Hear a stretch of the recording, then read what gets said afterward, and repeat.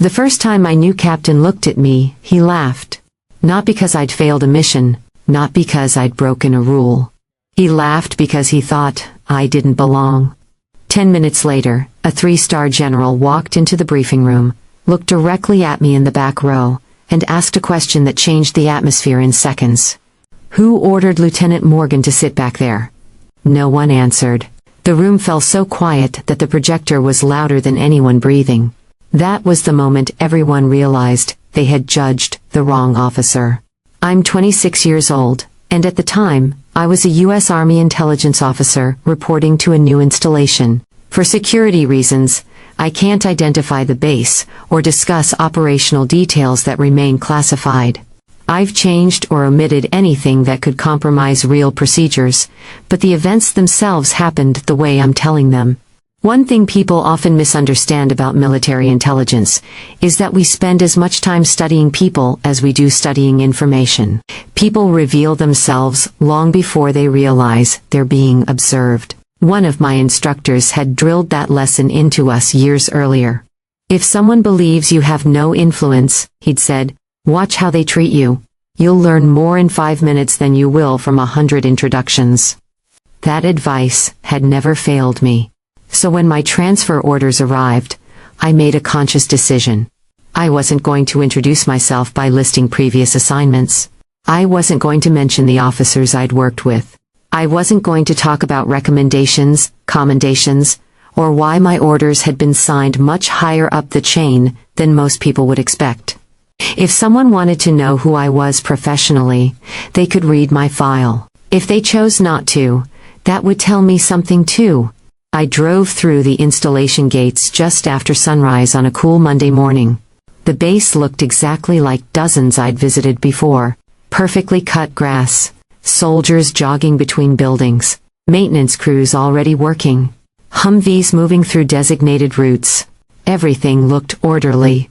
Almost too orderly. Sometimes the cleanest looking places hide the biggest problems. The personnel office processed my arrival quickly.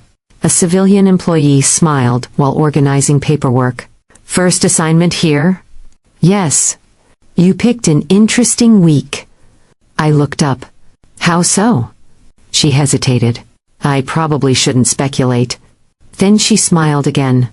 You'll find out soon enough. Interesting answer. People rarely say things like that unless something unusual is happening. An hour later, I was carrying my duffel toward temporary quarters when a staff sergeant caught up with me. You must be Lieutenant Morgan. That's me? I'm Staff Sergeant Lewis. He shook my hand. Captain Harris wants all officers at headquarters this afternoon. Any idea what it's about? Lewis shrugged. Nobody seems to know. Then, he lowered his voice. But everyone's acting nervous. That interested me. Nervous organizations usually have a reason. By lunchtime, I'd unpacked, pressed another uniform, and reviewed everything publicly available about my new assignment. Nothing stood out. Officially, unofficially, there were inconsistencies. Small ones. Reports submitted later than normal. Personnel rotations that didn't quite make sense. Requests approved unusually fast. Nothing individually suspicious. Together? Enough to make me curious. Exactly the sort of pattern intelligence officers notice. When I arrived at headquarters, conversations continued without much attention toward me. Some officers nodded politely, others barely acknowledged me. That was fine. I preferred observing before speaking. Outside one conference room stood Captain Daniel Harris, mid-30s, confident, sharp uniform. Confident enough that people stepped aside when he walked past.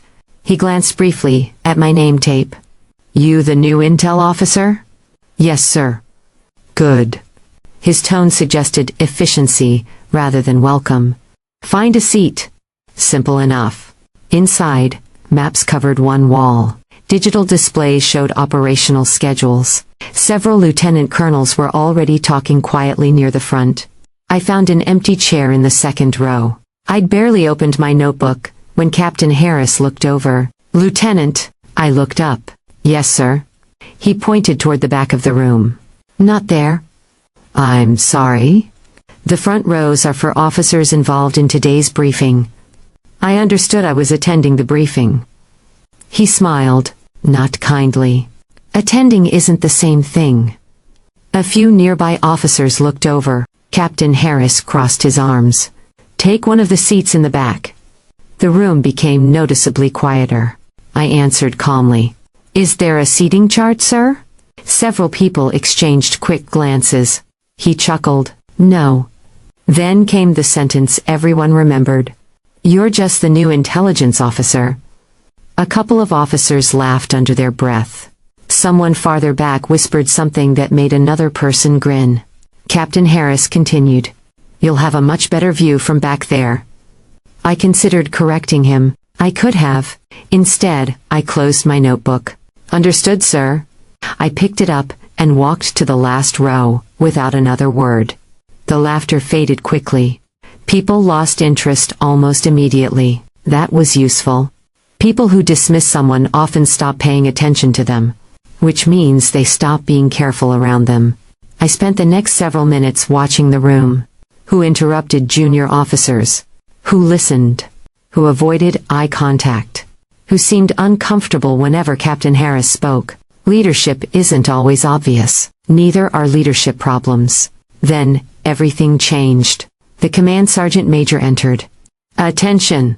Every chair moved at once. The room stood. A 3-star general walked inside. He returned the salutes almost absent-mindedly before scanning the room. His eyes moved across every officer, then stopped. On me, sitting quietly in the back. He frowned, looked toward Captain Harris, then back at me. Finally he asked, "Why is Lieutenant Morgan sitting back there?" Captain Harris answered immediately. "She's just the new intelligence officer, sir." The general didn't respond. For several long seconds, he simply looked at him. Then he walked to the conference table, placed a thick, classified folder onto it. The sound echoed through the silent room. "No, Captain." His voice remained calm. "But she is not just anything." Nobody moved. The general rested one hand on the folder. "This briefing was organized because of Lieutenant Morgan." Confusion spread instantly. Captain Harris blinked. "I'm sorry, sir?" The general turned toward me. "Lieutenant, would you join us?" "Yes, sir." I walked toward the front. The same people who'd watched me walk away from those seats minutes earlier now watched me return. Only this time, nobody smiled. The general waited until I reached the table. "It's good to see you again." "You too, sir." Captain Harris looked between us. "You've worked together?" "Briefly," the general answered. "But long enough?"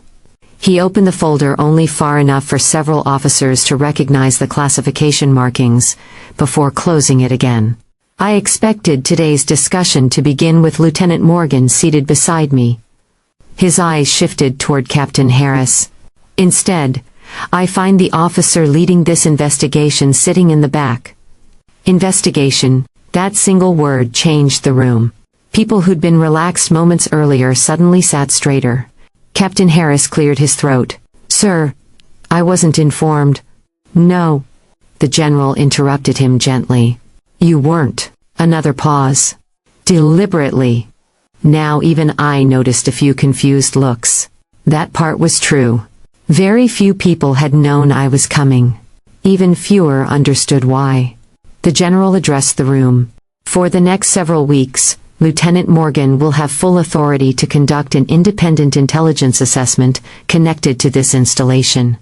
Nobody spoke. Nobody even shifted in their seats. He continued, "Every officer present will cooperate fully." Captain Harris nodded stiffly. "Of course, sir." The general looked at him. "I certainly hope so." Then he slid the folder toward me. Inside were photographs, financial summaries, personnel charts, access logs. Most people in the room couldn't see any of it. I could.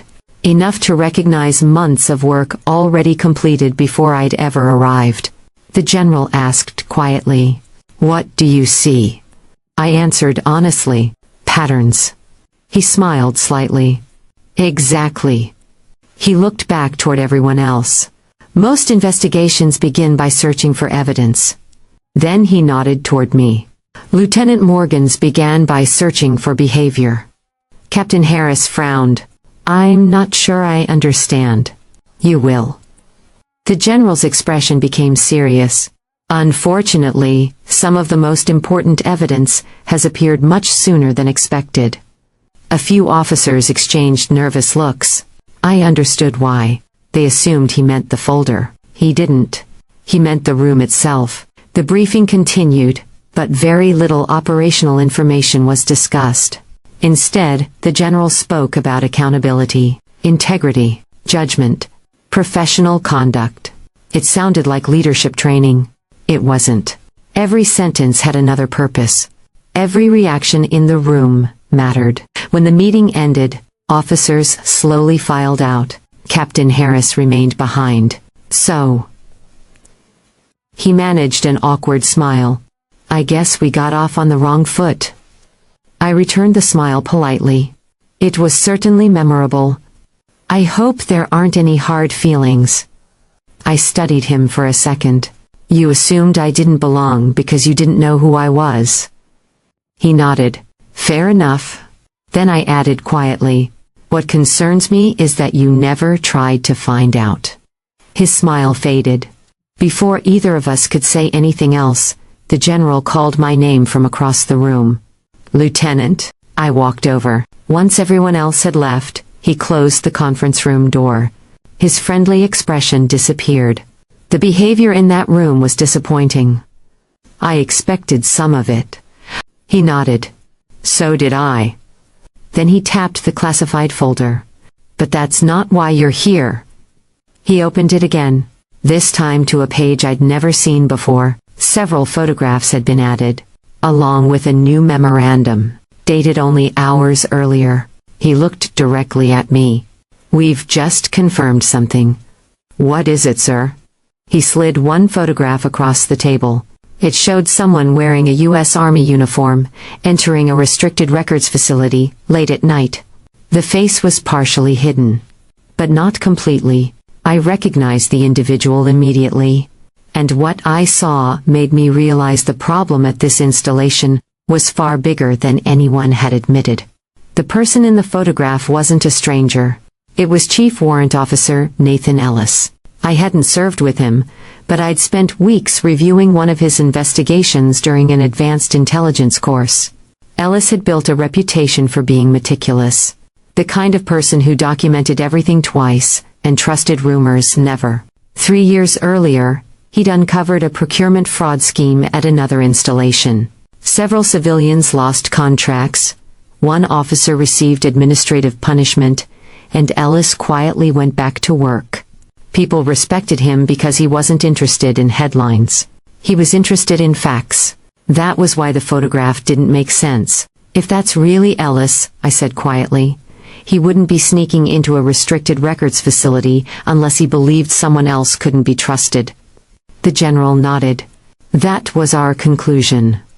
But someone wanted it to look suspicious. Exactly. He turned another page in the folder.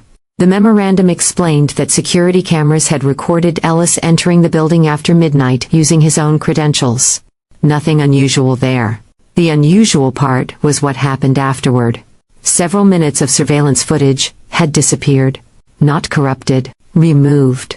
Professionally. Someone wanted investigators to see Ellis entering. They didn't want anyone seeing what happened next. Who requested me? I asked. You already know the answer. You did. I recommended you. He leaned back. Because your last 2 investigations had something in common. I looked at him. You never accepted the obvious explanation. Because the obvious explanation is usually the first thing someone wants you to believe. A faint smile crossed his face. Exactly. He closed the folder. I don't believe Ellis is our problem. You think he's following someone? I think he found something. The general paused before continuing. And I think whoever removed those recordings believed we'd blamed the wrong person. That changed everything. Up until that moment, I had assumed I was arriving to investigate misconduct. Instead, I was walking into a deception. There is a significant difference. The next 40 to 8 hours became less about searching for evidence and more about understanding people. I wasn't interested in dramatic confrontations. I wanted routines. Who arrived early? Who stayed late? Who changed behavior after learning I'd arrived? Most people don't realize they're creating patterns. Intelligence officers spend careers recognizing them. Captain Harris unintentionally became one of those patterns. He wasn't dishonest. If anything, he was almost painfully straightforward. He signed paperwork on time.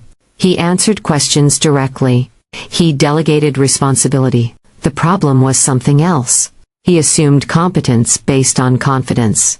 If someone sounded certain, he rarely challenged them. That made him an effective manager. It also made him vulnerable to manipulation. By Wednesday afternoon, I'd reached that conclusion. By Thursday morning, I knew someone else had reached it years earlier. Ellis. I found him in a maintenance warehouse reviewing equipment inventories. He looked up as I approached. I wondered when you'd find me. So, you recognized me. I recognized your assignment. He glanced around to make sure we were alone. The General trusts very few investigators. I've heard the same about you. He laughed once. Good. I held up the photograph. Care to explain? He studied it. They left that part in? What do you mean? They wanted you to find me. That wasn't the answer I'd expected. He continued quietly. If someone wanted to hide me, they'd have erased the entire recording. Instead, only the middle portion had disappeared. The beginning remained. The end remained. Only the important part was gone. Someone had edited the evidence. Not destroyed it. Directed it. Toward Ellis. You were set up. I've been saying that for months. Why didn't anyone believe you? They believed Rank. His answer reminded me of Captain Harris. People often trust confidence more than careful observation. Sometimes, that costs careers. Sometimes, much more. Over the next week, Ellis and I compared timelines. Every inconsistency pointed toward one office, not one person. One office. The Logistics Administration section. At first glance, nothing seemed unusual. Equipment orders, maintenance records, access requests, routine paperwork, thousands of pages, until we compared 3 different databases. Then small differences appeared. Serial numbers that didn't match. Delivery dates altered by a day. Approval signatures copied from unrelated forms. Individually, they looked like administrative mistakes. Together, someone had been quietly changing official records for months. Not stealing classified information, hiding accountability. Equipment scheduled for inspection appeared to have been inspected. Vehicles listed as repaired hadn't actually been serviced. Sensitive electronic equipment supposedly transferred between departments couldn't be physically located. The issue wasn't espionage. It was systemic dishonesty. The kind that slowly erodes readiness. The kind that becomes dangerous only after everyone starts accepting it as normal. Captain Harris remained unaware. Not because he didn't care. Because he trusted reports placed on his desk. He never imagined someone several levels below him would manipulate information before it reached him. One afternoon, I asked him a simple question. When was the last time you physically verified one of these inventories? He frowned. We have procedures. I know. Our logistics officers certify everything. I know. So why would I repeat their work? I slid 2 documents across his desk. They both described the same generator. He compared them. One listed it as operational. The other listed it awaiting repairs. His expression changed. They can't both be right. They aren't. For the first time since we'd met, Captain Harris looked genuinely unsettled. The breakthrough came from something almost embarrassingly ordinary. A coffee stain, One inventory sheet contained a circular stain, identical to another document supposedly completed 6 weeks later. Same position, same shape, same crease. Someone had scanned and reused paperwork instead of conducting inspections. It sounded minor, until we realized hundreds of records had been copied the same way. The fraud wasn't glamorous. It was lazy, but its consequences weren't. If equipment failed during a real deployment, soldiers could be relying on maintenance records that had never been true. That changed the investigation overnight. The general returned the following morning. This time Captain Harris greeted me before anyone else. "Lieutenant." No hesitation, no assumptions. Just respect. "I owe you an apology." "You don't owe me one because of rank." He nodded slowly. "I owe you one because I judged you before I knew you." I appreciated that answer. It wasn't offensive. It was honest. "I accepted appearances over facts," he admitted. "I won't make that mistake again." People often ask whether watching that moment felt satisfying. It did. Not because someone apologized. Because someone learned. Real leadership isn't pretending you're never wrong. It's admitting it early enough to change. The final briefing looked very different from the first. This time, no one questioned where I sat. The general placed the completed investigation on the conference table. Not dramatically. Quietly. The evidence spoke for itself. Dozens of altered records. Verified document manipulation. Witness interviews. Digital audit trails. The responsible personnel were identified through the investigation and referred for appropriate military, administrative, and legal action. The process wasn't loud. Justice rarely is. It was methodical, professional, documented, exactly as it should be. Then the general surprised everyone. He stood beside me instead of at the head of the table. "Some people," he began, "believe intelligence is about secrets." He shook his head. "It isn't. It's about discipline. It's about refusing to accept convenient answers. And it's about having the courage to question assumptions." His eyes moved toward Captain Harris. "Especially our own." Nobody looked away. After the meeting, Captain Harris caught up with me outside headquarters. "I almost ruined your first day." "You made it memorable." He laughed. "I deserved that." Then he became serious. "I've spent years believing I could judge officers within minutes. And now? Now I read their files before deciding where they belong." We both smiled. It sounded simple, but sometimes the most important lessons are. A month later, my assignment ended. The general met me near the airfield before I left. "You accomplished exactly what I hoped. We solved the case. We solved more than that." He looked back toward headquarters. "That installation needed accurate records." He paused. "It also needed a reminder that professionalism begins with respect." Before boarding the aircraft, I looked one last time toward the headquarters building. The same building where I'd been laughed at for taking the wrong seat. Funny thing is, the seat had never mattered. What mattered was the assumptions people attached to it. Captain Harris had assumed that the front row belonged to the most important officer. He was wrong.